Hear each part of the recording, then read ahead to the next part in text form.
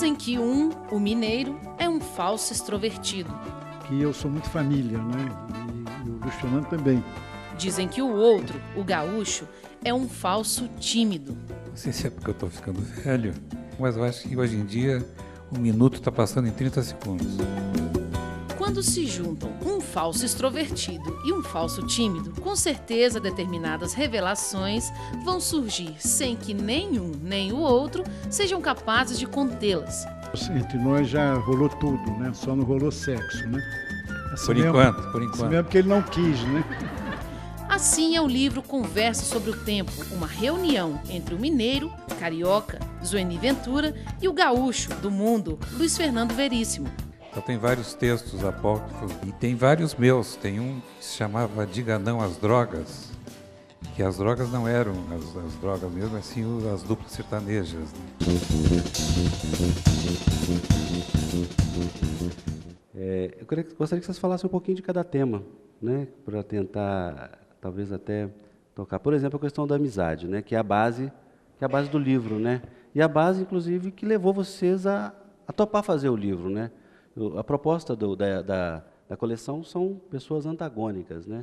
E foram 4, 5 dias em que passamos, né, numa fazenda, comendo bem, bebendo e conversando, né, e tal. Eu só achava que não sabia se ia dar livro, né? Será que isso vai dar livro, essa conversa e tal? Foi uma conversa muito solta, muito espontânea e, enfim, foi uma experiência realmente nova e acabou dando o livro. Um belo dia, né, o Paulo Roberto Pires, que é o editor, que teve a ideia, disse, olha, não só vai dar, como o livro está muito bom e tal.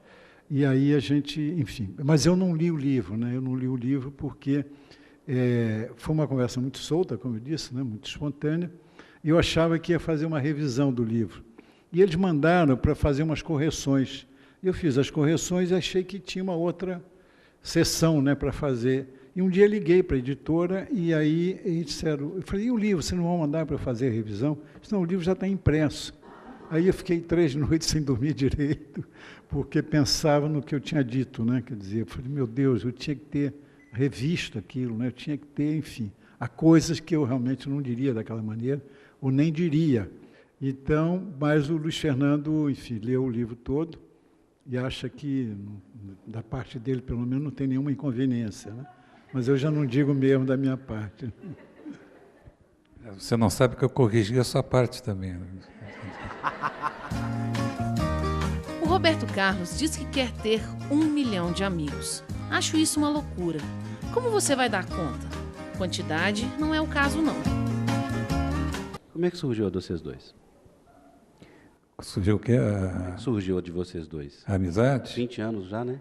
20 anos, nós estávamos passando, a Lúcia e eu e as crianças, que não são mais crianças, obviamente, estávamos passando uma temporada em Paris e o Zuenir chegou com um grupo de brasileiros, estava o Roberto Dávila, não me lembro quem mais estava no grupo, foi nos visitar, e nós nos gostamos logo, foi uma simpatia mútua e instantânea. Não, e tinha uma coisa da família, né? Porque realmente o que mais me impressionou nesse dia, que nós fomos conhecer, né, a família Veríssimo, foi realmente a família que se parecia muito com a nossa. Eu dizia agora há pouco, até dizíamos, né, para uma colega que estava entrevistando, que eu sou muito família, né? E o Luiz Fernando também.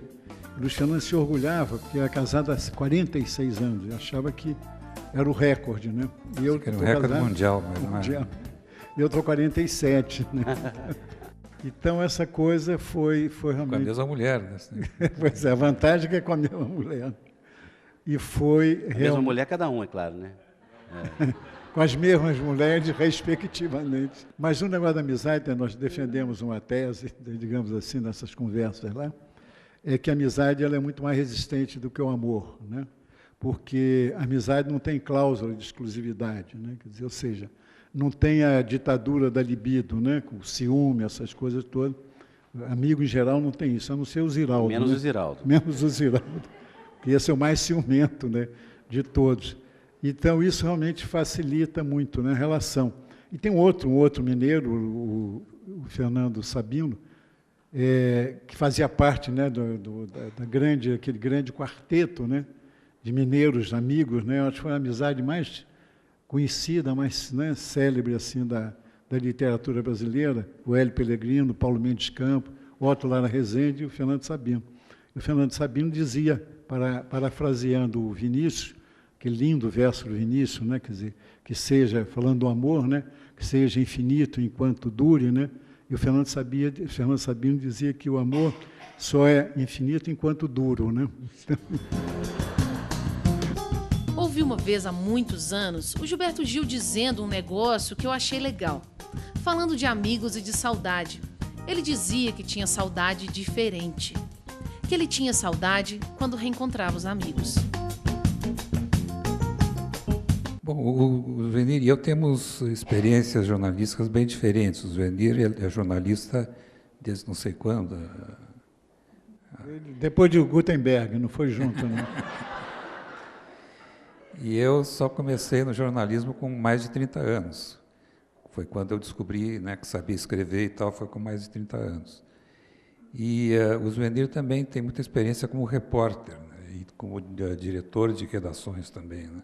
Uma experiência que eu nunca tive. Eu comecei a trabalhar na Zero Hora, em Porto Alegre, como copydesk, que é uma coisa que eu acho que nem existe mais nos jornais, deve ter sido substituído por uma tecla, né?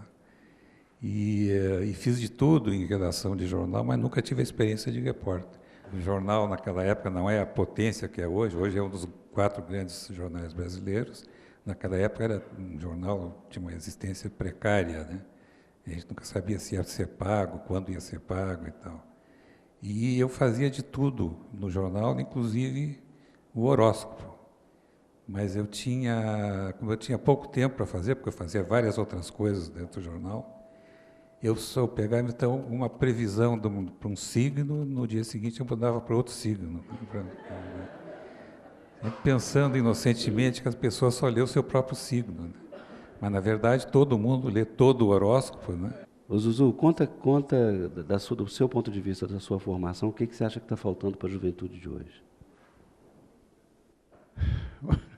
Viver, né, eu acho. Ficar mais velha. Não, eu acho que eu tenho muito cuidado nessa história de a gente... Eu, há pouco tempo, eu escrevi até um livro meio sobre a juventude, né, de hoje, um pouco por isso que eu me surpreendi, dizendo as coisas e olhando para a juventude hoje da mesma maneira que a geração anterior fazia em relação à geração de 68. Os caras não querem nada, querem saber de agitação, são os porra loucas, só querem saber de assembleia e manifestação e tal. E, de repente, a gente estava dizendo a mesma coisa da juventude hoje. Não querem nada, só querem saber de internet, só querem saber disso, daquilo, não querem saber de ler. E aí comecei a me surpreender com algumas coisas, né, da chamada geração. E aí eu comecei, digamos, a fazer um trabalho de campo, de pesquisa e tal, junto, né, para escrever. Foi depois meu primeiro livro foi sobre 1968. E então, 40 anos depois, eu escrevi um outro chamado O que Fizemos de Nós, quer dizer, um pouco que foi feito dessa geração, e comparando um pouco a geração de 68 com essa de hoje, né? E achei assim, tive algumas revelações. A primeira é que não é bem assim, dizer que não querem nada, que, né? Aí eu comecei a ver o seguinte, que a maior revolução, né, feita hoje no mundo é a revolução tecnológica, né? E ela é toda feita por jovem, tudo garoto, né? E todos ricos, né? Sem falar que o do Facebook, tem o filme dele aí, que eu vi outro dia, que é um menino de 20 e poucos anos, e é o maior bilionário, o mais jovem bilionário do mundo, né? Então, não é bem assim. Em matéria de tecnologia, por exemplo, quer dizer, não há nada, não há cabeça melhor do que a cabeça do jovem. Agora, é claro, não participa politicamente, né? Também não tem grande motivação para isso. Quer dizer, tem uma série, mas não é exatamente como eu pensava, né, de que há uma diferença, que a geração de 68 era muito participante, engajada, como se dizia e tal, e a de hoje não quer nada. Primeiro que há uma diferença também de geração, quer dizer, hoje você não tem mais geração como tinha antes. Você tem hoje tribos, né? Quer dizer, cada grupo é uma tribo, cada grupo é uma geração, né? E cada geração dessa tem um gosto, tem, né, manias, tem os mesmos, né, se vestem de outra maneira e tal. Então, é a coisa muito mais complicada do que a gente pensava olhando assim à distância, né? Eu acho que está faltando, e falta muito, realmente é o diálogo, é você estabelecer conversa, né, quer dizer, entre as várias gerações, né? Acho que é isso que está faltando, não ao jovem, mas a todos nós, né? A gente não tem, sobretudo os mais velhos, muito diálogo com a juventude, né? a gente usa um pouco, né, o fato da crônica ser uma coisa tão indefinida, né? Até hoje ninguém definiu bem o que é crônica, né? Quando é que deixa de ser crônica, passa a ser conto, passa a ser um comentário, um artigo e tal, um mini artigo. Então a gente se aproveita disso e quando não tem um assunto a gente inventa, né? Aí inventa uma ficção, pode inventar até um delírio, né? Então é isso. A gente Quanto tempo você demora para escrever uma crônica? Isso depende muito, né? Às vezes tem um assunto que está pedindo para ser comentado, né? A gente nem precisa pensar muito, né? E geralmente as coisas mais leves, assim, mais para o lado do humor, saem com mais facilidade também. Quando a gente quer escrever uma coisa um pouco mais profunda, um pouco mais pensada, tem que pensar em primeiro lugar, né? Às vezes fazer uma pesquisa, então demora mais. Zueniro, Luiz Fernando, eu queria puxar um pouquinho para o título do livro, Conversa sobre o Tempo. Que tempo é esse que a gente está vivendo hoje? Principalmente do ponto de vista da velocidade, né, Zô? Aquela coisa tinha combinado que pergunta difícil era para o Luiz Fernando, né? Aí ele ficou olhando para mim. Não, eu acho o seguinte, a gente está vivendo um tempo hoje, um tempo acelerado, né? Se fala na aceleração da história, né? No tempo real, informação em tempo real. Isso, para mim, quer dizer, é uma coisa inteiramente nova, né? Você ter informação em tempo real. A sensação hoje é que a informação vem antes de ter acontecido, né? Isso aconteceu, por exemplo, por causa, né, da decalagem de horário, da diferença de fuso, as coisas acontecem, você vê antes, como se visse antes de acontecer. Isso aconteceu comigo em relação às torres gêmeas, né, a queda das torres. Então, hoje, essa velocidade, né, essa vertiginosidade do tempo, né, e isso se manifesta no cotidiano, no dia a dia, você não tem tempo para mais nada, não tem tempo para ler, não tem tempo para isso, não tem tempo para aquilo. Eu acho que uma das angústias do tempo moderno é essa falta realmente de tempo, né? Você sai, né, da televisão, ou da internet, ou do rádio, ou de tudo isso, sem saber exatamente o que está acontecendo. A gente recebe informação demais, mas você não tem explicação, né, disso. Eu vi há pouco uma entrevista de um cara fazendo crítica à internet, e ele dizendo que a internet, tudo bem, é muito bom, mas está acabando com a atenção das pessoas. Quer dizer, enfim, o fato é que a gente está vivendo um momento que é difícil explicação. Eu costumo dizer que o melhor jornal hoje seria um jornal feito não com informação, mas com explicação, porque você tem informação demais, né? Isso produz, né, uma certa... enfim, uma sensação desagradável, né? Uma indigestão. Como se tem indigestão comendo muito, eu acho que a gente está tendo indigestão recebendo informação demais. Eu acho que a gente esquece que o importante é o caminho, o meio. O que mais me preocupa? Preocupa não. O que me interessa é realmente esse caminho. Eu não me coloco o que vai ser depois, o que será da minha vida, porque eu acho que o que irrompe no aqui e agora é que é realmente fundamental. Você está perguntando sobre a internet na vida de vocês. Esse foi assassinado e esse aqui foi laureado com textos maravilhosos. Tem vários textos circulando. Pelo menos não você autoria, tem né? aqui. Tem vários textos circulando na internet que não são meus. Geralmente, quando Luiz é com Z, é porque não é meu. Quer dizer, qualquer pessoa pode escrever o que quiser na internet, botar o que quiser na internet com o nome que quiser, né?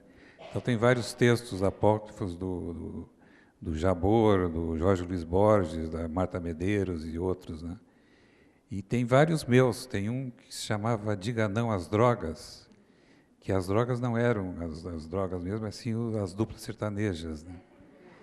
Então, toda a crônica era contra a dupla sertaneja, a música sertaneja, né? Isso me valeu vários desaforos, né, do pessoal da música sertaneja. Essa crônica acabava dizendo assim: não confie em nenhum cantor de Goiânia. E eu acho que eu sou até pessoa não grata em Goiânia até hoje por causa disso. Mas e o caso do Quase? Pois tinha outro texto que circulou bastante, se chamava Quase, que era um texto bom até, bastante...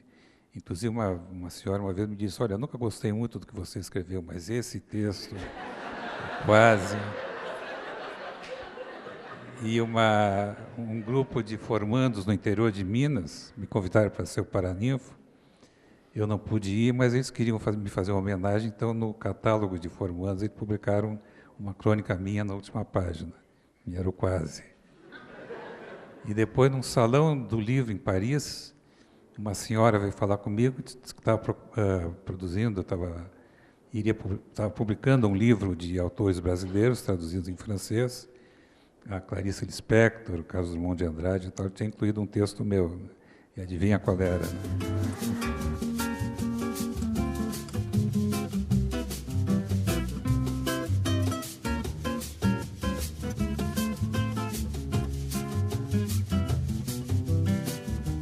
No meu caso foi pior porque foi morte mesmo, né? Quer dizer, a internet me matou, né? Um belo dia saiu a notícia, assim, morre o escritor Zani Ventura.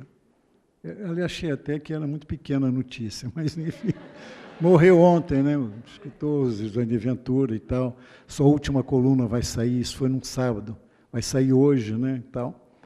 E acontece o seguinte, eu estava nesse momento num lugar em que, enfim, a imprensa não tinha acesso. Era a inauguração do Instituto Moreira Salles, no Rio. Estava o presidente da República, o governador e o prefeito. E eu estava como convidado do João Moreira Salles e tal. Então, a imprensa toda do lado de fora, mas ninguém podia entrar.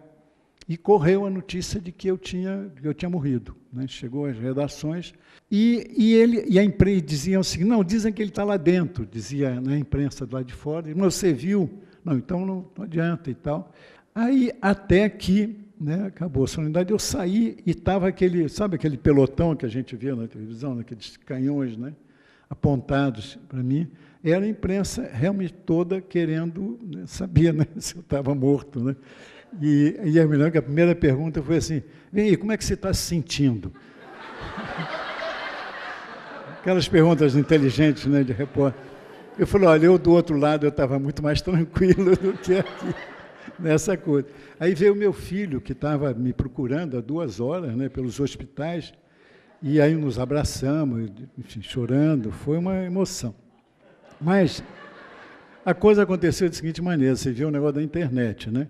Tinha, um dia anterior, 2 dias antes, tinha morrido um outro jornalista, e esse site que deu essa notícia tinha levado um furo de um outro site, né, 2 grandes jornais.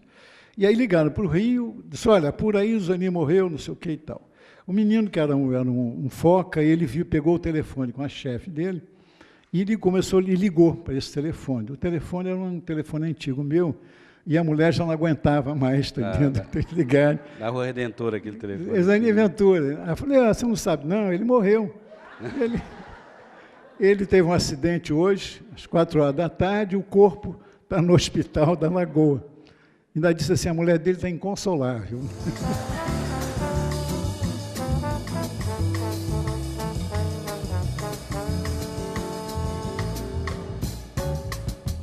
Qual que seria a importância da imagem de um herói como o Capitão Nascimento, que ele é agressivo, mas é honesto? Qual que é o papel que ele teria na questão de se a vida imita a arte ou vice-versa? E hoje ele se transformou no filme mais visto, né? Da história do Brasil. Né? É o filme mais visto, o 2, né? O Tropa de Elite 2. Não, a Tropa de Elite 2 tem eu acho, um mérito que foi trazer uma outra questão, além do tráfico, é a questão das milícias, né? Que na verdade, esse vai ser mais complicado ainda do que você combater traficante, né? Porque eles estão inseridos, né? Estão realmente dentro da própria estrutura do poder, né? Quer dizer, são ex-oficiais, são ex-policiais, ex-bombeiros, ou atuais até, né? E que não usam chinelo, tá entendendo? De dedo, não andam de berrudão, não são preto, pardo, tá entendendo? São pessoas que se vestem, né, como a gente e tal, que elegem deputados, elegem vereador, né? Alguns são vereadores, e a gente prestou muito pouca atenção nisso. Quer dizer, o Tropa Elite 2 realmente chamou, o segundo é sobre isso, né? É um pouco o que levou até muita gente a dizer o seguinte, olha, o traficante já era, a questão agora não é mais o tráfico está sob controle, agora o problema, né, é muito mais embaixo, né, que é o problema das milícias, né? E realmente é um problema seríssimo mesmo e que não sabe muito bem como é que o Rio vai tratar disso, né? Porque está muito preocupado com os traficantes e os milicianos estão morrendo de rir, né? Agora, em relação realmente ao Capitão Nascimento, ele acabou, né, quer dizer, correspondendo um pouco, né, a um anseio, né, de um certo desespero da sociedade, né, de um imaginário da sociedade, e querendo um mocinho, querendo um salvador, querendo alguém para, né, para matar, para, né, usar da violência contra a violência, né. Mas eu acho que, quer dizer, há muitas mensagens nos dois, né, Tropa de Elite. O filme chegou até a ser acusado de ser fascista e tal, como se tivesse assumido aquela posição, quando, na verdade, o filme mostrou mais do que, né, do que defendeu essa posição, né. Agora, eu só acho assustador esse entusiasmo pela solução de força, né? Pelo herói que resolve tudo na força, às vezes desprezando a lei, né? Que é uma solução fascista, né? E isso é preocupante. Eu me lembro quando houve aquela matança dos meninos na Candelária do Rio, né? Que alguém fez uma frase, não interessa saber quem é que fez, mas fez uma frase que eu acho que tristemente retratava muito a opinião de muita gente no Brasil, dizendo que aquilo não tinha sido uma chacina, e sim uma faxina. Né? Acho que é um pensamento que a gente não gosta de admitir que existe, mas que não vou dizer que é majoritário no povo brasileiro, mas muita gente acredita nisso. Né? Então, na verdade, minha pergunta não é para eles, é para a Lúcia e para a Mari. Porque eles já falaram tudo o que tinha para falar e, assim, é absolutamente emocionante tudo que eles falam sobre as mulheres deles no livro. E eles confessam também que nunca tinham falado isso de verdade. É verdade ou é mais para dourar, para ilustrar? A Mary não só não leu, como disse que ia ficar uma semana sem sair de casa com vergonha do que eu poderia ter dito. Eu acho que a mulher está tomando conta. Né? Na minha casa há muito tempo. Né? O homem está se tornando obsoleto, né? Em todos os sentidos. Nem para procriar precisa mais do homem. Né? Uma outra pessoa, né, que também morreu, levou 3 dias para ressuscitar. Eu, na verdade, levei apenas 3 horas. Aí foi muito engraçado. Quando eu cheguei em casa depois, aí já tendo comemorado a ressurreição, tomado vinho e tal, aí eu resolvi abrir o computador, falei, vou ver, né? Se a notícia ainda estava lá. E para o Luiz, uma pergunta que é o seguinte: é escritor, é cronista, agora é palpiteiro, mor no Brasil? O que nos aguarda em 2011? Você é o futuro marido da Dilma?